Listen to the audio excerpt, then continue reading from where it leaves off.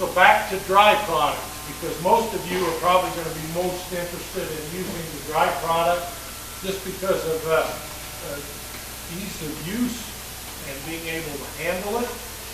It's much more suited for your type of operations. You can store the pellets in good locations that are accessible for your feeding program. You can store it flat storage any way you want to store it. As long as you keep the moisture out of it, you'll be fine. And keeping it dry is probably important as you go through it. And one of the things that these co-products have as an advantage is that they're very fibrous, so they're a little safer for feeding the animals. As far as concentrate, there's less starch, and therefore you have less associated effects in how our forages are digested. If we feed high starch in our diets, whether it's to sheep or to cows, we're going to have a negative impact on how much of that forage is digested. And with these products that we're talking about here, we don't have much of an impact on that. Okay? Remember shell corn? I heard Stan say that a little earlier. He said that he was using the golden stuff. We can still use that, and it still works. It hasn't changed that in any regard. The problem is that, you know, if you're trying to keep your costs down, sometimes these products may be priced anywhere from 10 to 15% below that. Other times, and I'll repeat, we can be the same price or even higher. So you've got to watch yourself and monitor your checkbook when you're doing these. So here's the dry feeds that we've got. This happens to be a shot from the West Burlington plant, the distillery. And you can see here, the moisture, they've got it down to about 10%. So protein still on the dry matter basis, around 30%.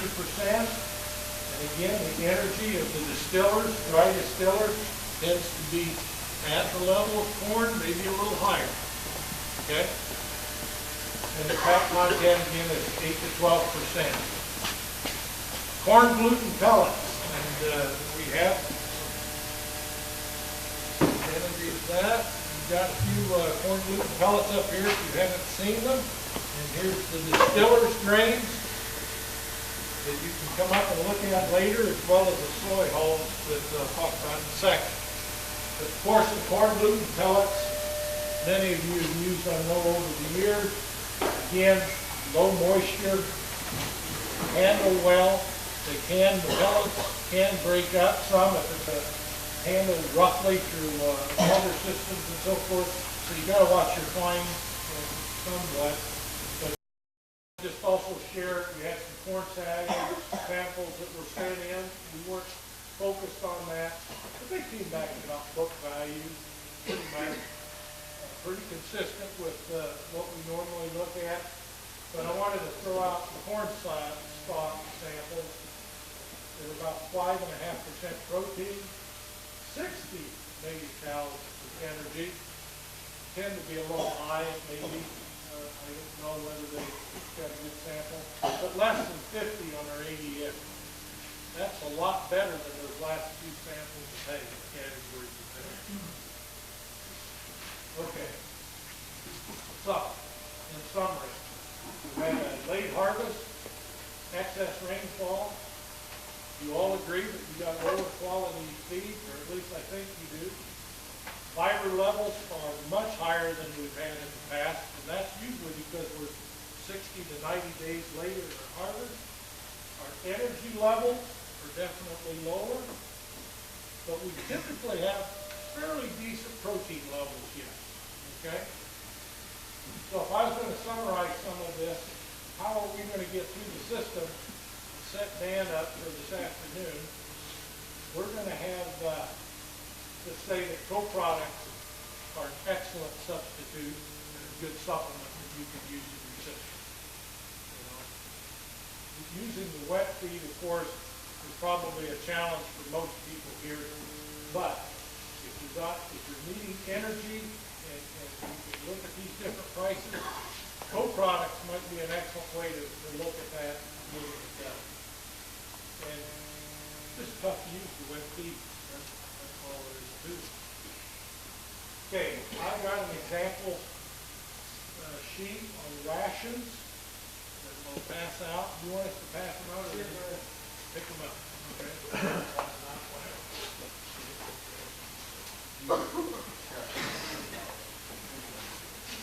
Okay.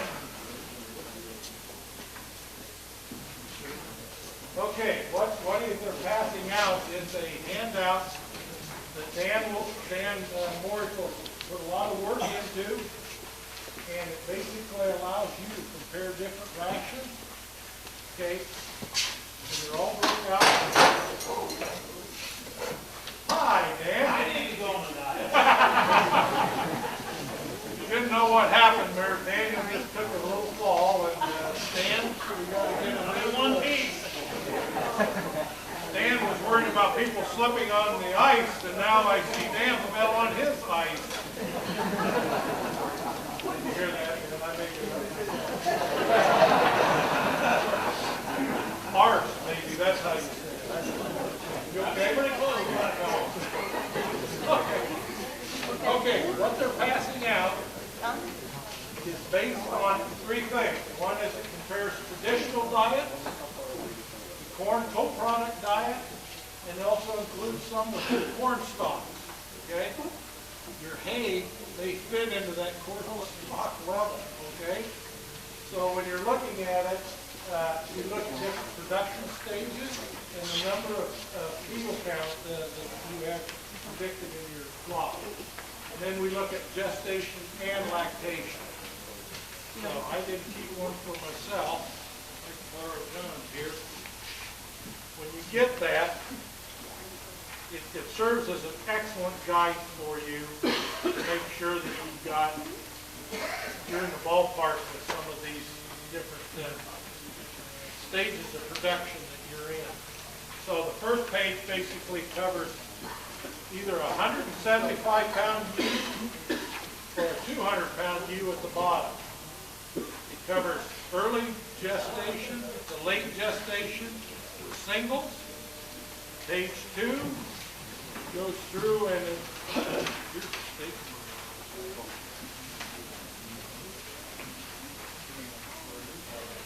okay, page 2 goes through and talks about late gestation twins and late gestation triplets. And remember, for each of these stages of production, there are 6 different rations. You go up and down with the rations. Okay?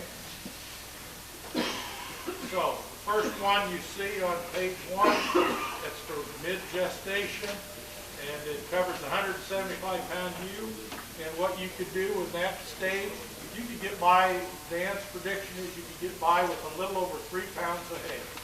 No other supplementation is necessary.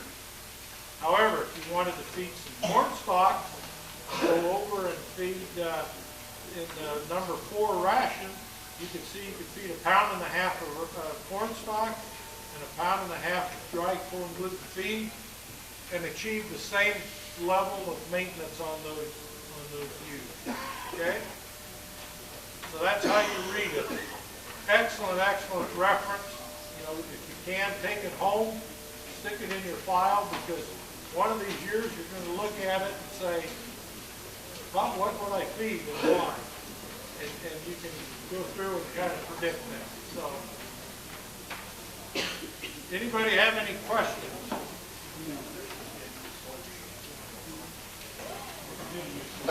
No, I didn't have any reason. I figured that was typical.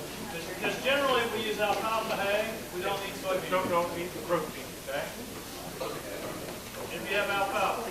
And what's the price of soybean meal today? Yeah. So Distillers is a better protein buy. And so is gluten feed.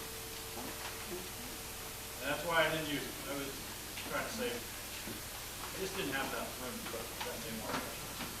Okay? Now. Okay. I was going to. Did you have some more saying? Just a little bit. One more thing. I'm not interrupted you. Yeah, you might fall down again. kind of neat. I'm glad it was him and not me. I'll tell you that. Okay, I did look up some prices just for the heck of it.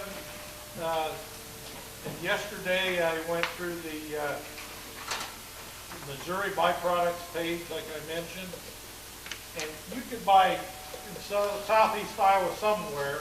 Now, if you're a smaller producer and you have to buy this very small amount, probably going to have to pay a premium above this, but $175 to $180 a ton was kind of consistent throughout the area. It went up yesterday, so Monday I would say it's probably outdated by $10 to $20 a ton.